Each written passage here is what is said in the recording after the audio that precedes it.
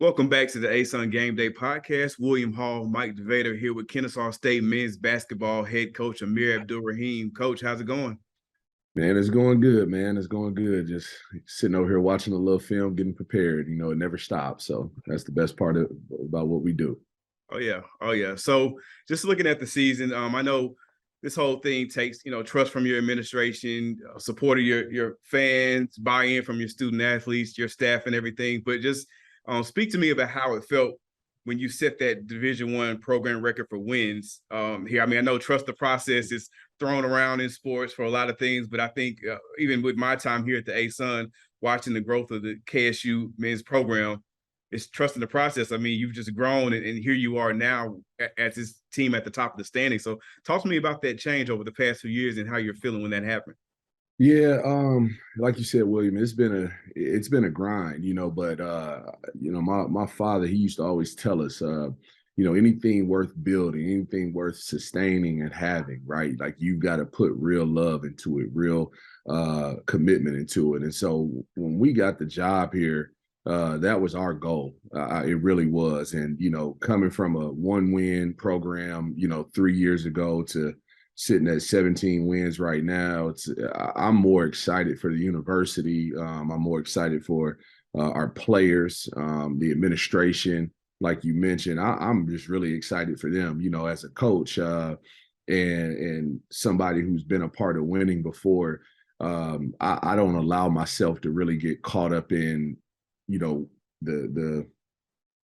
success at the time. I'm sure after the season, I'll have a chance to reflect and really enjoy, what we've been able to do, or what we were able to do this year. But right now, to be honest, I'm more excited for the university, but I'm more focused on like just getting better. There's still a ton of basketball left to be played in a really, really, really good ASUN, and so when we set that record, I got a text from my President Schwag, and she congratulated me, but I congratulated her, because she's someone who's been at Kennesaw State for 19 years, going on 20 years now. And for her to have the opportunity to be the president, right, after going through, she was provost, she held a number of hats. It was the same as building our program. And so I was happy for her. I was happy for our administration, and it's been pretty cool. Yeah. And Coach, kind of looking at that rebuilding process that you have going on right now, what's the biggest obstacle that you had to overcome to get that thing rolling? And kind of right now, as things are playing out, what's the biggest reward that you see out there? Well, I thought the biggest obstacle at the time was just getting people to see how special Kennesaw State could be, Mike, to be honest. Like, again, I'm from here, high school, 15 minutes away from here at Wheeler High School. And so I saw how much it had grown, and how much, just how special a place it could be. But, man, when you're an up and coming university, up and coming department, and growing at the rate we were growing, the biggest thing was getting people to campus to see that, right? The biggest reward, though, the day when we got the job, we said we wanted to be a program that would sustain, not just be a one-hit wonder, not have a good year and then 4 years later, man, you're back in the dumps or whatever it is. And I think the way we built it, going from 1 win to 5 wins, 13, and now currently sitting at 17 with a little under a month to play. The biggest reward is just being able to do it with the people we've done it with, to retain, our core group of guys in a transfer portal age where it's really rare to do it with the staff that we've done it with.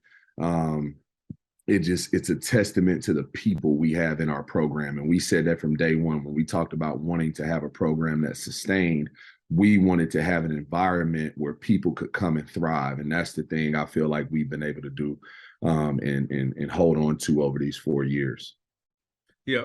I mean, I think that sustainability that you talked about was very evident by, your lineup that you brought, that starting lineup, bringing that back, the only team to return your core starting, but also the depth that you have, even coming off the bench. So talk to me about that depth that you have and that confidence you have and the people that you've got, your reserves coming in, Yeah. still keeping that same pressure on and still being able to keep that high level of play going. Yeah, again, it goes back to the people, and that's a testament to our guys. It's a really close-knit group of guys, and we've given them examples. You know, you could go back to the Spurs. We've used the Warriors. Heck, we even used the Florida Gators the year they won back-to-back national championships. And we talked to those guys about playing for each other, being there for each other. And, you know, I'll tell you a guy on our team, and I think if I had to give someone the MVP, most valuable player of our team today, I'd probably say it was Spencer Rogers. People might look at me like, man, what are you talking about? You got Chris Youngblood, you got Terrell Burton, but I would probably say it was Spencer Rogers, because we're talking about a guy 2 years ago who was second in the ASUN in scoring.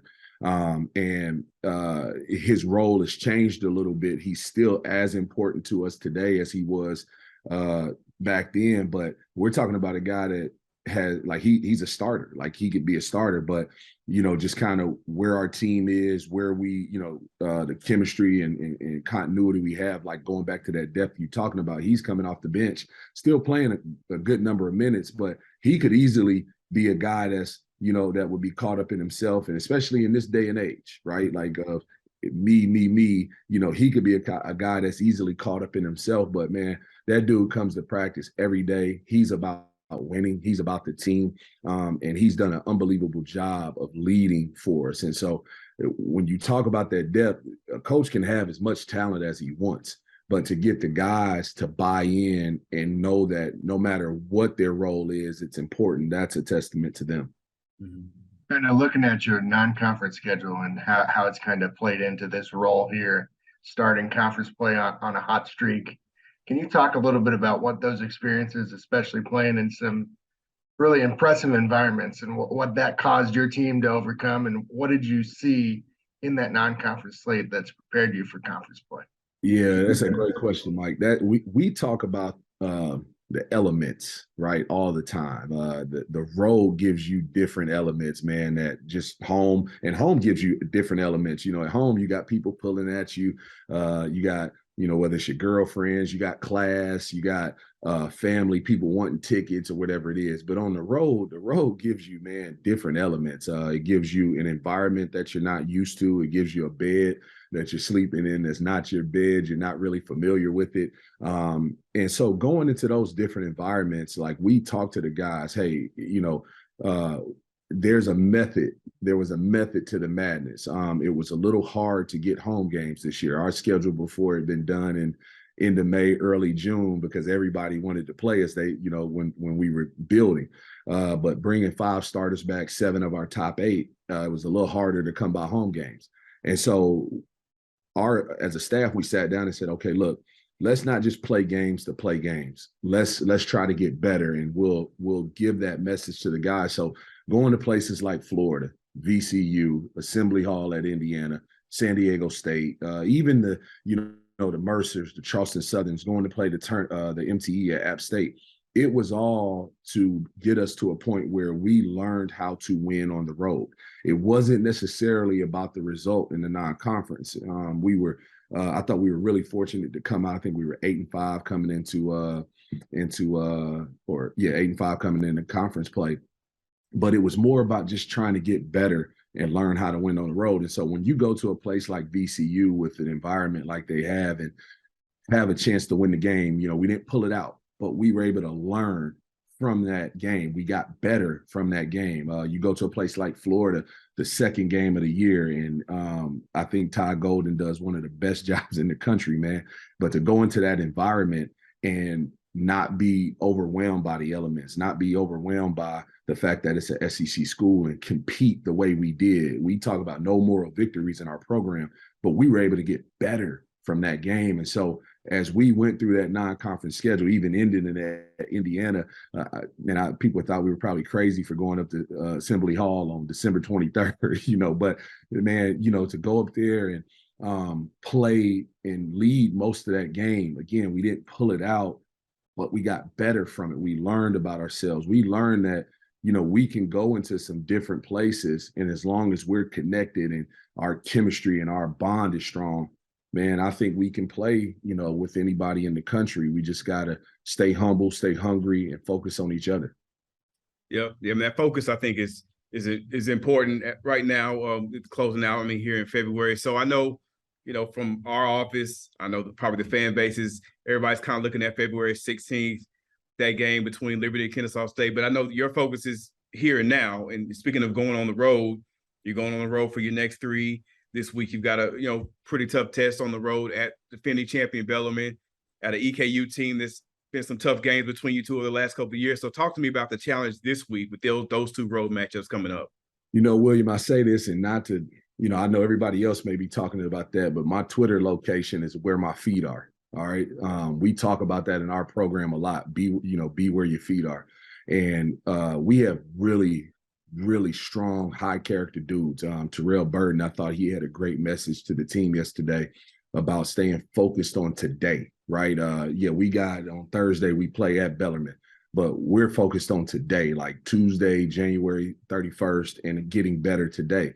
And that's not, I promise you, man, it's not coach speak. It's not trying to not worry about the distraction of what people will talk about. We know where that is. And we talked about it for the last 2 weeks of keeping our headphones on, blocking out the outside noise and staying focused on us. So, these next 3 games starting on Thursday, some people will say, hey, we'll find out a lot about ourselves. I think we know about ourselves, but we have to stay strong and stay focused on that connection that we talked about, staying focused on us, because again, going on the road to a really good Bellarmine team, really good EKU team, and a really good Jacksonville State team, we've got to be at our best.